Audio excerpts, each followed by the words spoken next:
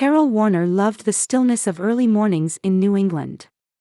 As the morning sun streamed through the windows of her upscale apartment, she carefully poured coffee into her cup while browsing through the latest issue of Biochemical Advances, spread out on the kitchen counter. Her green eyes reflected a youthful curiosity, and her chestnut hair was styled in a neat, short bob. "Mom, I can't solve this problem," came Samantha's slightly troubled voice from the living room table. Carol smiled and moved to her daughter's side, coffee cup in hand. 8-year-old Samantha had her father's thick brown hair and her mother's green eyes. Watching her daughter work so seriously on her math homework filled Carol's heart with joy. "Let me see," Carol said, checking the problem over her daughter's shoulder and beginning her explanation slowly. Though she routinely dealt with complex chemical formulas as a scientist, the challenge of teaching fractions to an 8-year-old sometimes felt more difficult than the toughest problems in her lab. "I get it." Samantha's face suddenly lit up as she began writing with her pencil. "This is how you do it." Carol nodded and gently stroked her daughter's head. "That's right. Well done." 3 years ago, she had divorced her husband Michael, who had been deployed to Afghanistan as a military doctor. Their long separation had created a rift in their relationship, but they had managed to maintain a friendly connection for their daughter's sake. Michael faithfully kept his promise to video call their daughter once a month and visit twice a year during his leave. Her apartment in a quiet suburb of Boston wasn't spacious, but it was arranged with a simple, efficient design. Scientific degrees hung on the walls alongside photographs of Samantha's bright smile. "Grandma and Aunt Becky are coming today, aren't they?" Samantha asked. There was a subtle tension in her voice. Carol didn't miss it. "Yes. Grandma and Aunt Becky, and Jake too. We're having lunch together." Samantha nodded silently and returned to her homework. Carol momentarily felt something off about her daughter's reaction but pushed it to the back of her mind. Family relationships were complicated, but on the surface, they maintained a semblance of harmony. Carol's mother Judith was a respected figure in the local social scene. After her husband's death, she had wisely invested the insurance money and assets, living without financial worries. Living alone in an old mansion in the Boston suburbs, she actively participated in charity work and church gatherings.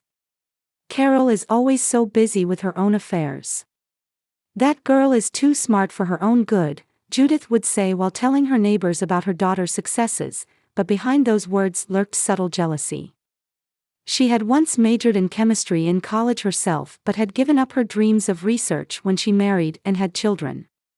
Watching her daughter achieve the dreams she couldn't fulfill stirred complicated emotions. Meanwhile, Carol's sister Becky had experienced one divorce. She was a single mother raising her 10-year-old son Jake while working at a local real estate company. She was the type to attract attention with flashy clothes and makeup, and contrary to her bright exterior, she harbored deep dissatisfaction and jealousy. "My sister is always so perfect. I can't compare to her." Though her words seemed to praise her sister on the surface, Becky's eyes were always cold. Especially whenever Carol received a promotion, her attitude became increasingly unable to hide her irritation. Jake, unlike his mother, was a quiet and thoughtful boy. He was kind to Samantha.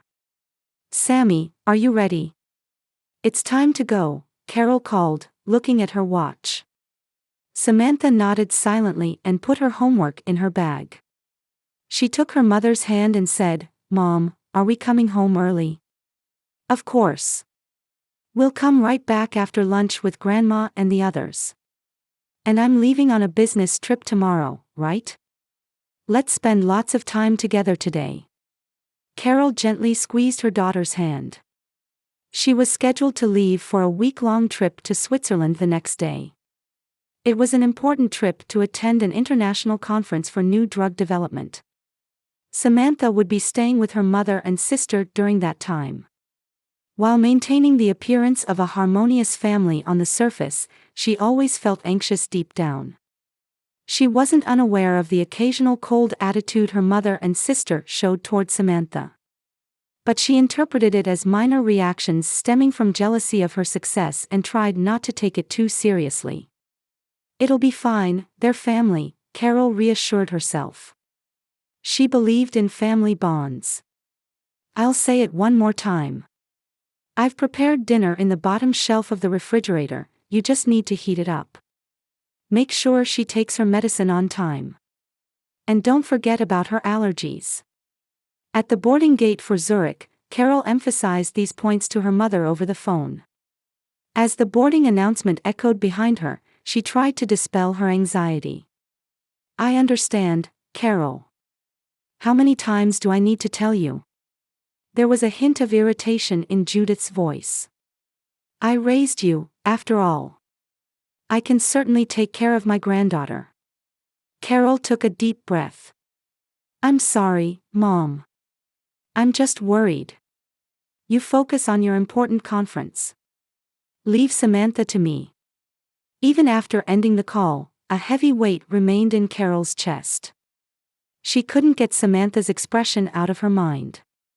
The night before her departure, her daughter had been quieter than usual, repeatedly asking, "Mom, do you have to go?" Despite having stayed at her grandmother's house many times before, she seemed unusually anxious this time.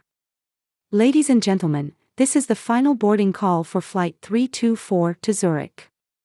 Prompted by the announcement, Carol headed toward the boarding gate with heavy steps. The conference in Zurich continued late into the night each day. Discussions with researchers at the forefront of the pharmaceutical industry were stimulating and brought new perspectives to Carol's research. On the third night, she finally returned to her hotel room and collapsed onto the bed, feeling tension in her muscles. The clock showed 2 a.m. Samantha would be asleep by now. Due to the time zone difference, it was still the previous evening in Boston. Carol checked her smartphone for messages from her daughter but found none. Usually, her mother would send photos of Samantha almost daily, but this time, there had been unusually little contact. They must be busy, she told herself, and after a shower, lay down in bed. Though tired, falling asleep proved difficult. Outside the window, the illuminated Swiss cityscape glowed quietly. It was an hour later when she finally drifted into a light sleep. Carol jolted awake in the darkness to the shrill sound of the telephone. "Is this Ms. Warner?" "This is Johnson from Boston General Hospital." The man's voice was calm, but Carol sensed the urgency hidden behind it. Her heart began to race. "Yes, this is Carol Warner. Your daughter, Samantha Warner, has been brought to our emergency room. She's in critical condition." The words beyond that point only vaguely reached Carol's ears. Fragmented phrases like, "fall from a height," "head trauma," "unconscious," "preparing for surgery," seemed to come from far away. "What do you mean?" Carol's voice trembled so much that it hardly seemed like her own. "Samantha should be at my mother and sister's house. An ambulance was dispatched following a call from your family. We're currently preparing for surgery. Could you come as soon as possible?" Immediately after hanging up, Carol dialed her mother's number. Her fingers were shaking so much that she misdialed several times. When she finally got through, she heard her mother's sleepy voice. "Hello? Carol? What do you want at this hour?" "Mom, what happened to Samantha?" "I got a call from the hospital." After a brief silence, shockingly, her mother's laughter came through the phone. "I don't know. She probably went off somewhere on her own. That child hasn't been listening lately." Carol couldn't believe her ears. "What are you saying?" "I got a call that Samantha was taken to the hospital.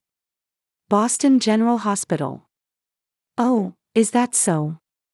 "That's terrible." Judith's voice contained more annoyance than surprise. "I'll ask Becky." The call switched, and she heard her sister's voice. "Sis. What is it at this hour?"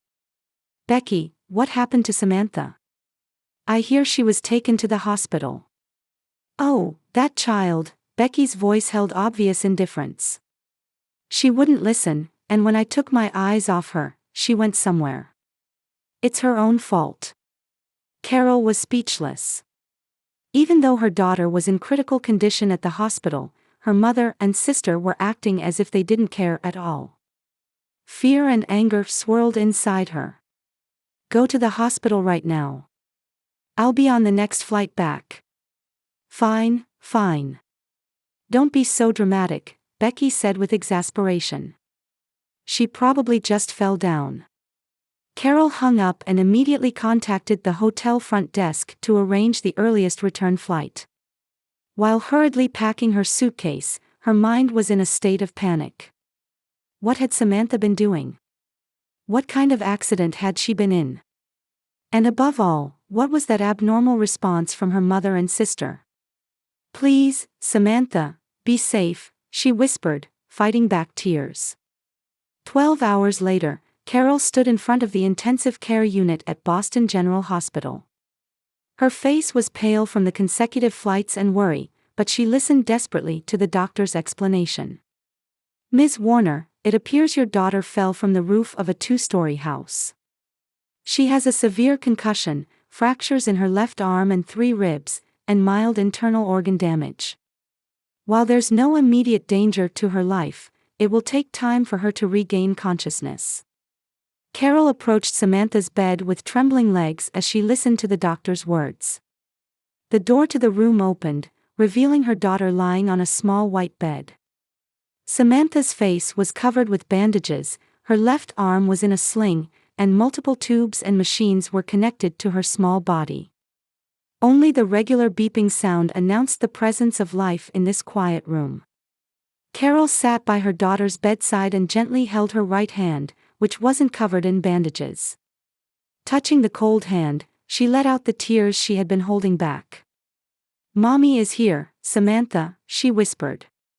It's okay. I'll protect you. The door to the room opened again, and her mother and sister entered. Carol looked up and froze at the sight of them. Judith was in perfect makeup and attire, dressed as if she were heading to lunch with friends. Becky also appeared in flashy clothes inappropriate for the situation. Neither of their expressions showed the grief or regret Carol had expected. Oh, so you did come, Judith said. There was no need to be so dramatic. Carol stood up, trembling with anger. Something was wrong. Very wrong. Why were her mother and sister so callous when her daughter's life was in danger? What exactly happened? Carol asked in a low voice. Tell me precisely. Judith and Becky exchanged glances, wearing expressions that suggested they were hiding something. Samantha climbed onto the roof on her own, Becky answered casually. By the time we noticed, she had already fallen. Carol couldn't believe that explanation. 8-year-old Samantha was always a cautious child who rarely engaged in dangerous behavior. And above all, her mother and sister's attitudes were too unnatural. I want both of you to leave the room until you're ready to tell me the truth, Carol said coldly. The two showed dissatisfied expressions but left the room without particular resistance. Carol returned to Samantha's side and gripped her small hand. She was determined. She wouldn't give up until she uncovered the truth about what had happened, for Samantha's sake, and for her own. In the hospital waiting room, Carol reached for a freshly brewed coffee. Having barely slept for 3 days, her body was heavy with fatigue, and dark shadows had formed under her eyes. Still, she only left Samantha's bedside for short periods. Carol. Turning around, she saw her ex-husband Michael standing at the hospital entrance. He had returned urgently from Afghanistan. Still in his military uniform, he carried a large sports bag over his shoulder. Though he looked tired, his blue eyes showed strong determination. Michael. Carol stood up and was embraced by her former husband. Even though they had maintained a friendly relationship after their divorce, reuniting in such circumstances provided emotional support. Thank you for coming. I got on a plane right away. How's Samantha? She still hasn't regained consciousness. But the doctor says there are signs of recovery. Carol briefly explained the situation, Samantha's injuries and the unnatural attitude of her mother and sister. She could see Michael's face hardening with anger. Something's not right, Michael said in a low voice. Samantha climbing onto a roof by herself doesn't sound like her. I think so too. Mom and Sis are hiding something. Michael frowned. Have you talked to the police? It's been reported as an accident. But Carol cut herself off. In her mind, the worst possibilities were beginning to take shape. I looked at Samantha's room yesterday. The guest room at Mom's house. There were iron marks on her clothes. Who makes an 8-year-old child iron? Michael's eyes darkened. I'll contact a friend of mine. I know someone in the Boston police. They headed to Samantha's hospital room. Seeing his daughter sleeping in the small bed, a pained expression crossed Michael's face. He gently kissed her bandaged head. I'm back, Sammy, he whispered. I'll protect you. The next day, things took a dramatic turn. Carol was having lunch in the hospital cafeteria when Michael appeared with a police officer. Carol, this is Detective Thomas. I'd like you to hear what he has to say. Detective Thomas was a composed man in his mid-40s with eyes full of deep empathy. He sat across from Carol. Ms. Warner, we received a call from the parent of one of your daughter's classmates. Jake Griffin, your niece's cousin, apparently told something to the school counselor. Carol took a sharp breath. Jake? What did he say? We're still confirming the details, but it seems to be about the circumstances of the day of the accident, which differ from the testimony of your mother and sister. Detective Thomas chose his words carefully. The school counselor was concerned about Jake's story and reported it to the authorities. Carol lifted her coffee cup with trembling hands. Can I see Jake? We're arranging that now. A lawyer will also be present for him, as Child Protective Services are involved. Michael placed his hand on Carol's shoulder. The warmth of his hand gave her a little comfort. Whatever the truth is, we'll face it together, he said quietly. 2 hours later, in a small conference room at the hospital, Carol and Michael met with Jake. The 10-year-old boy looked smaller than usual, and his eyes were swollen. A representative from Child Protective Services and a lawyer appointed for him were present. Jake, don't be scared, Carol spoke gently. You just need to tell us the truth. The boy bit his trembling lip and began speaking in a small voice, looking at the floor. Mom was always mean to Sammy. He stumbled over his words. Grandma too. When Sammy wasn't around, they'd say, that girl is too uppity. Carol tried to hide her distress. What happened on the day of the accident? Mom tried to make Sammy clean the roof. Jake's voice was halting. Leaves were stuck in the gutters. I said I would do it, but Mom said, let Sammy do it. Because Mom said, if Sammy doesn't listen, let's give her a little scare. The air in the room froze. Sammy was scared. But she started climbing the ladder. Mom and Grandma were inside. I followed Sammy. When Sammy slipped, I tried to grab her, but I wasn't fast enough. Jake began to cry loudly. It wasn't my fault. I tried to help.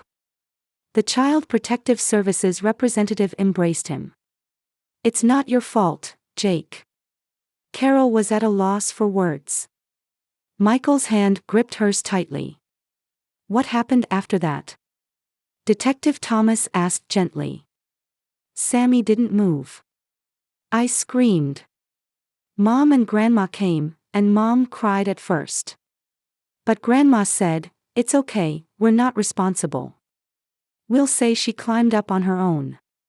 Carol stood up and walked toward the window. Her body was shaking with anger and sadness. They were slow to call an ambulance, Jake continued. Grandma said at first, let's just see how she is. But Sammy was bleeding, so I begged them several times.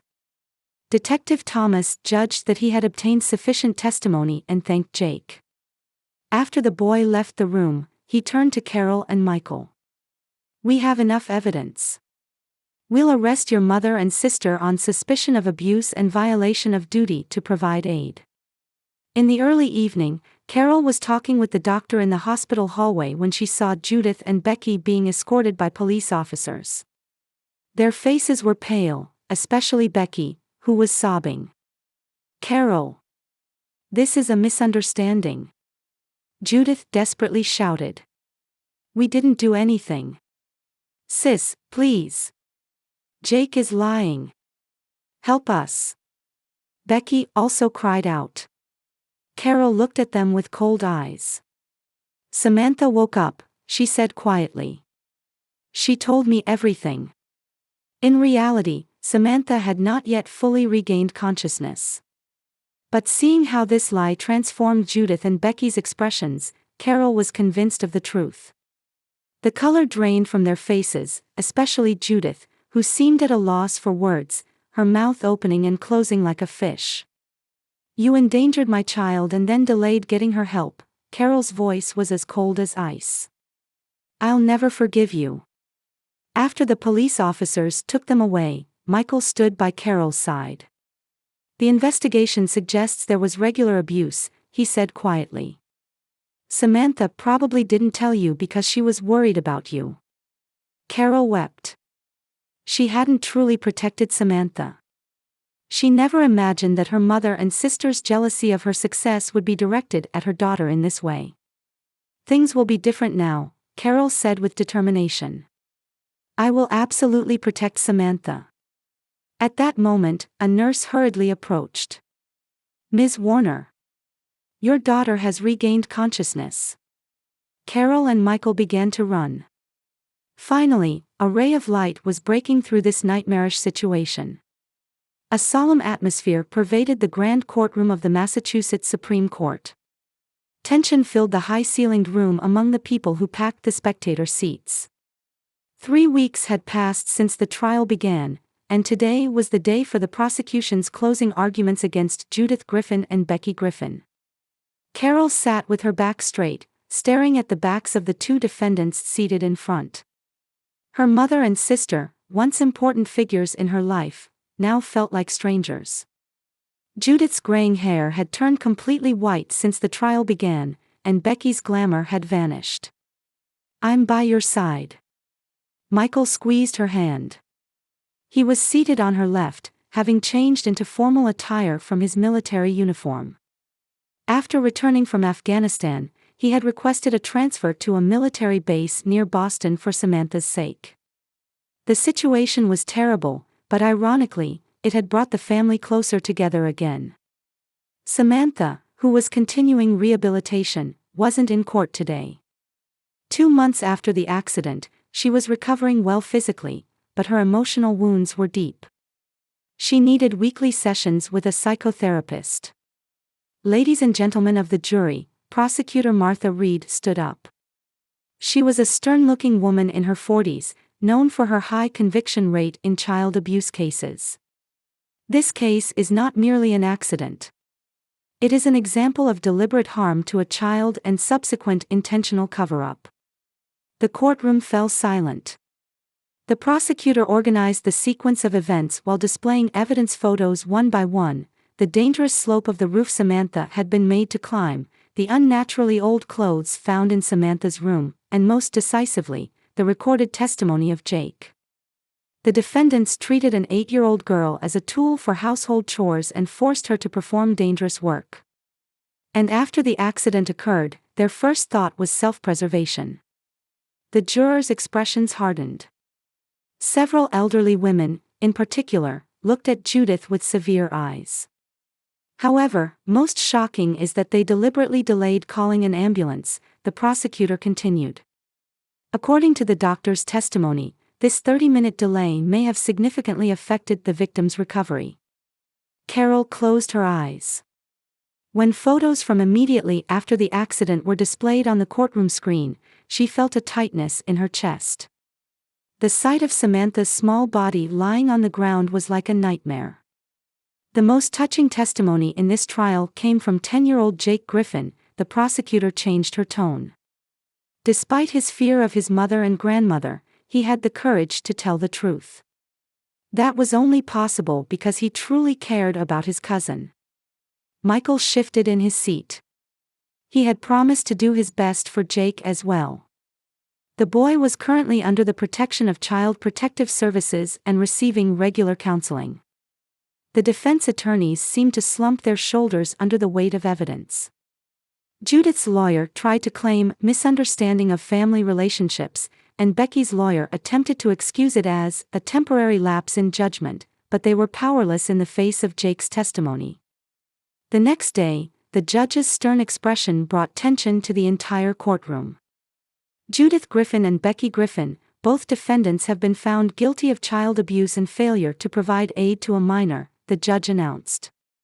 Carol held her breath. Michael's arm firmly supported her shoulder. Judith Griffin, you are sentenced to a fine of $100,000 and a 2-year suspended sentence. Additionally, I order you to pay $200,000 in damages to the victim. The color drained from Judith's face. It meant she would lose most of her retirement savings.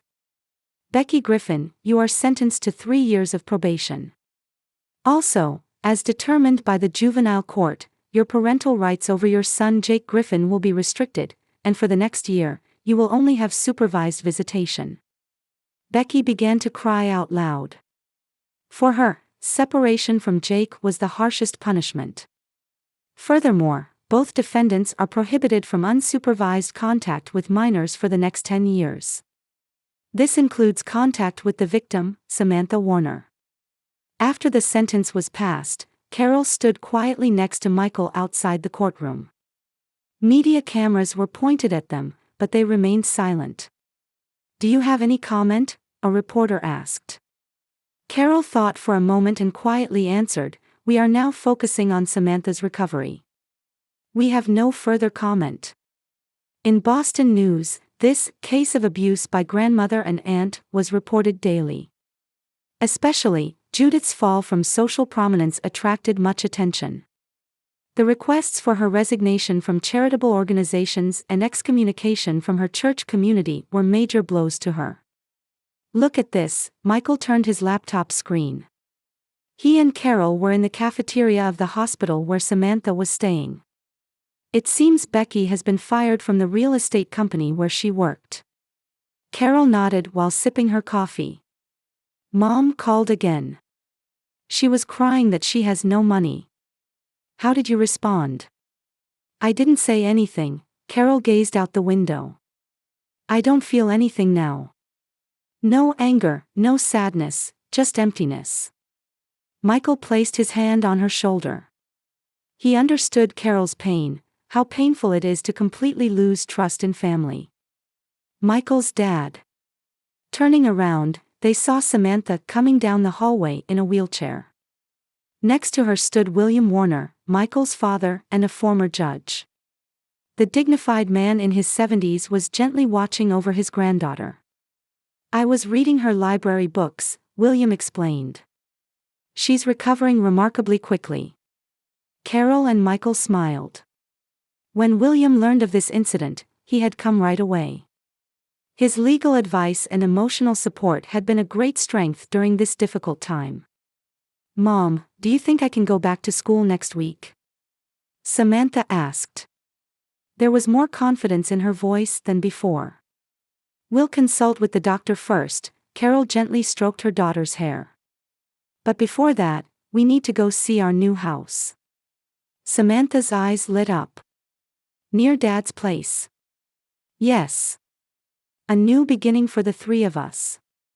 As Carol embraced her daughter, she gazed at the blue sky outside the window. A long road of recovery lay ahead of them, but at least now they were safe. And that was the most important thing. 1 year later, the trees were beginning to change color in a quiet residential area of suburban Boston. In the yard of a 2-story white house, Samantha was playing basketball with her friends.